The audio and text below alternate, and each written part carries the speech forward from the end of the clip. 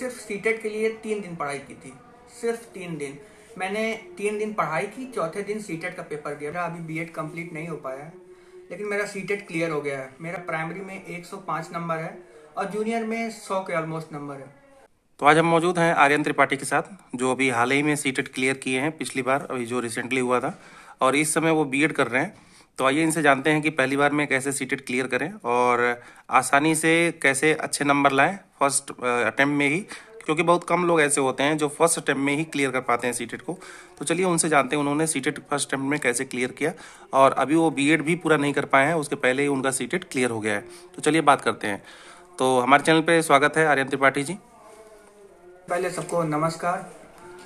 तो जैसा कि अभी सर ने बताया, मेरा अभी बीएड कंप्लीट नहीं हो पाया है, लेकिन मेरा सीटेट क्लियर हो गया है। मेरा बीएड भी 1 से 2 महीने में कंप्लीट हो जाएगा। मैंने ये जो अभी सीटेट आया है, ये तो अभी मतलब भरा नहीं है, लेकिन जो लास्ट सीटेट आया था वो मैंने दिया था। तो सीटेट में आप लोग जानते हैं 2 पार्ट होता है, एक प्राइमरी, एक होता है जूनियर के लिए। तो मेरा दोनों क्लियर है। मेरा प्राइमरी में 105 नंबर है और जूनियर में 100 के ऑलमोस्ट नंबर है। तो प्राइमरी में 5 सेक्शन होते हैं, जिसमें हिंदी, इंग्लिश और मैथ्स और ईवीएस और एक है सीडीपी। तो मेरा मेन फोकस जो था वो सीडीपी पे था, क्योंकि ऑलमोस्ट सभी में, चाहे मैथ हो, चाहे इंग्लिश हो, चाहे हिंदी हो, मतलब पांचों पार्ट में आपको पेडागॉजी वाला जो सेक्शन होता है सब में कॉमन होता है। तो मेरा पहला फोकस था कि मैं सबसे ज्यादा पेडागॉजी पढ़ लूँ, क्योंकि आपको ऑलमोस्ट सब में 30-30 क्वेश्चन मिल जाते हैं, चाहे हिंदी हो, इंग्लिश हो, सारे सब्जेक्ट्स में। जिसमें से आपको 14 से 15 क्वेश्चन सिर्फ पेडागॉजी के ही मिलेंगे। अगर आपका मैथ्स वीक है, इंग्लिश वीक है, कोई भी सब्जेक्ट अगर आपका वीक है, तो ऐसे में अगर आप पेडागॉजी पे अच्छा पकड़ बना लेते हैं तो आपका सीटेट क्लियर होना एकदम इजी हो जाएगा। तो इंग्लिश के लिए, इंग्लिश जो कि मैं सीबीएसई बोर्ड से रहा हूँ, तो मेरा इंग्लिश ठीक ठाक है। और मेरा दूसरा जो जिससे नाइट मेयर था वो मैथ्स था, लेकिन ऐसा मैथ्स नहीं आता कि जो बहुत कठिन हो। बहुत इजी मैथ्स रहता है प्राइमरी के लिए। जूनियर के लिए थोड़ा सा हो सकता है, लेकिन वो भी मैथ्स इजी रहता है। लेकिन अगर हम लोग सिर्फ पेडागॉजी वाले सेक्शन पर ध्यान दें मैथ्स में, जो कि 14 से 15 नंबर का होता है, तो हमारा सीटेट इजिली क्लियर हो जाएगा। हमारा मेन फोकस 2 सब्जेक्ट पे होना चाहिए, जो सबसे ईजी है क्रैक करना। सबसे पहला सीडीपी, जो 30 नंबर के होते हैं, और दूसरा है ईवीएस यानी इन्वायरमेंटल साइंस। मैं प्राइमरी की भी बात कर रहा हूँ। तो अगर सीडीपी में आपके 20 प्लस आ जाते हैं, 20 या 18, 20 अराउंड आ जाता है, या 20 प्लस आता है, तो बहुत ही बेहतर रहेगा सीटेट क्वालिफाई करने में। और जो दूसरा पॉइंट है वो है ईवीएस का। ईवीएस आपको टोटल, ईवीएस एक ऐसा पोर्शन है जो एक एनसीईआरटी सिलेबस से आता है पूरे सीटेट में। तो एक क्वेश्चन है कि सीटेट की तैयारी कब से शुरू करनी चाहिए, मतलब एग्जाम होने के कितने महीने पहले से, और उसकी तैयारी जो है कैसे करें। सबसे पहले क्या स्टार्ट करें तैयार करना, ज़्यादा नंबर स्कोर कहाँ से हो सकते हैं, वीक पॉइंट हो वहाँ से स्टार्ट करें या कोई स्ट्रांग पॉइंट हो वहाँ से स्टार्ट करें, कैसे आप राय देंगे, कैसे स्टार्टिंग करें। तो अगर आप बीएड कर रहे हैं, अगर बीएड के क्लासेस आपने कर रखे हैं, तो सीटेट आपके लिए बहुत ईजी हो जाता है। लेकिन अगर आपने बीएड नहीं किया है, मतलब बीएड बहुत लोग क्लासेस नहीं करते हैं, प्राइवेट करते हैं बीएड या बीटीसी, तो ऐसे में इम्पॉर्टेंट हो जाता है कि बेसिक, अगर आपने बीएड कर रखा है तो आपके लिए फायदेमंद हो जाता है, क्योंकि बीएड का मोस्ट पार्ट बीएड का आपको सीटेट में देखने को मिल जाता है। अब बताइए तैयारी कब से शुरू करें, कितने महीने पहले से। तैयारी, अगर मैंने बोला अगर आपने बीएड कर रखा है तब तो आप इजीली कर सकते हैं। 15 से 20 दिनों में सीटेट की तैयारी हो जाती है। मेरा बताऊं तो मैं बीएड में क्लासेस करता था और मैंने सिर्फ सीटेट के लिए 3 दिन पढ़ाई की थी, सिर्फ 3 दिन।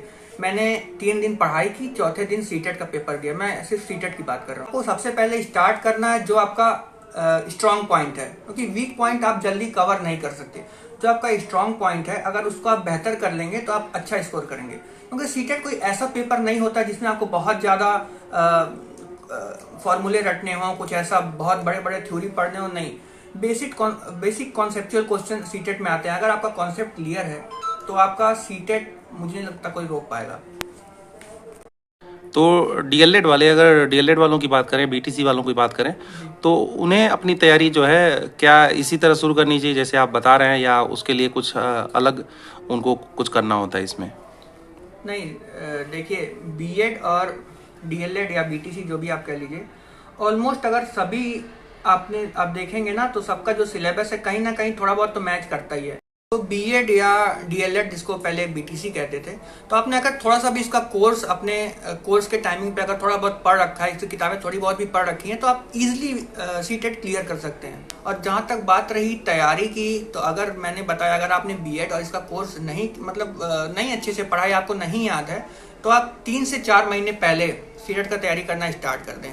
वैसे तो अभी जुलाई में सीटेट होने वाला, बहुत टाइम आपके पास नहीं रहेगा, 2 महीना है, लेकिन आई थिंक इतना तो टाइम इनफ है। अगर आप आज से भी पढ़ना स्टार्ट करते हैं तो आप इजीली, इन्वायरमेंटल का तो ऐसा है चैप्टर कि आप 1 से 2 दिन में पूरा कवर कर सकते हैं।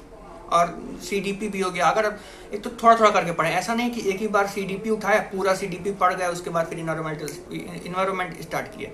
आप सीडीपी से 1-2 टॉपिक चूज कर लें, पहले वो पढ़ें, फिर उसके बाद इन्वायरमेंट से चूज कर लें, वो पढ़ें, थोड़ा सा मैथ से करके पढ़ें। बारी बारी से पढ़ के क्या होगा, एक साथ जाएगा, इससे आपका रिवीजन करने में फिर बाद में बहुत आसानी रहेगी। तो आपने बहुत ही अच्छा बताया, लेकिन एक प्रश्न और रहता है कैंडिडेट्स का, स्टूडेंट्स का, कि कौन सी बुक से तैयारी करें। मार्केट में कौन सी बुक से आपने तैयारी करी थी कि उस टाइम में ही अपना सीटेट वगैरह क्लियर कर दिया था? तो एक बार हमारे व्यूअर्स को जरूर बताएं। देखिए, अगर मैं पर्सनली अपनी बात करूं तो मैंने सीटेट का कोई भी बुक यूज़ नहीं किया था पढ़ने के लिए।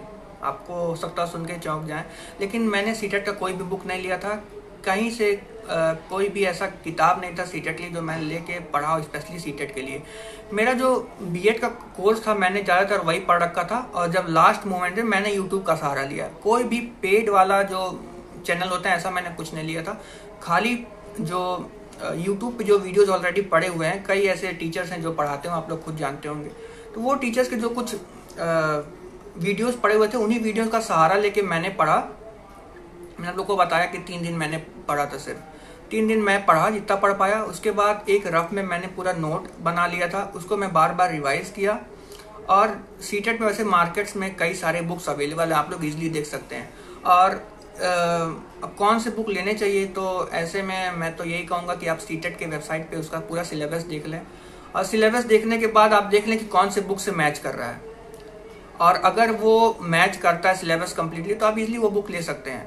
तो आर्यन त्रिपाठी जी, आपने हमारे चैनल पे इतना समय दिया, बहुत बहुत उसके लिए धन्यवाद। जाते जाते आप मेरे व्यूअर्स को क्या मैसेज देंगे जो सीटेट की तैयारी में भी लगे हुए हैं, जुलाई 2023 में उन्हें देना है? देखिए, अगर आप इस वीडियो तक पहुंचे तो जाहिर सी बात है आप कहीं ना कहीं सीटेट की तैयारी कर रहे होंगे या आप टीचर बनना चाह रहे होंगे। तो सीटेट का एग्ज़ाम बहुत नज़दीक है, बस आने वाले 1-2 महीने आपके पास बचे हुए हैं। जुलाई में सीटेट का पेपर होने वाला है, तो समय बहुत कम है। ऐसे में आपको जितना ज़्यादा हो सके पढ़ के रिवीजन करना होगा। और एक बात ज़रूर, आप सीटेट एग्ज़ाम देने से पहले 2-3 टेस्ट सीरीज आप ज़रूर दे दें, जिससे आपको एक थोड़ा सा कॉन्फिडेंस बूस्ट हो जाता है, जिससे आप सीटेट का पेपर देने जब बैठेंगे तो आपको थोड़ा लगेगा कि जाना पहचान इस चीज़ें। नहीं तो फिर अचानक से अगर आप पहली बार सीटेट दे रहे हैं, अचानक से आप एग्जाम में बैठते हैं, पहली बार देखने को मिलता है, बहुत लोग आते हुए भी नहीं कर पाते, उतने कॉन्फिडेंट नहीं फील कर पाते हैं। लेकिन अगर आप टेस्ट सीरीज करके जाएंगे, 2-3 अगर आप इजीली कर सकते हैं कर लें, जिससे आपको सीटेट में बहुत ईजी हो जाएगा। बाकी एग्ज़ाम नज़दीक है, जितना पढ़ेंगे जितना रिवाइज करेंगे उतना आपके लिए बेहतर रहेगा। तो धन्यवाद हमारे चैनल से जुड़ने के लिए। Thank you sir, thank you मुझे बुलाने के लिए, बहुत बहुत धन्यवाद।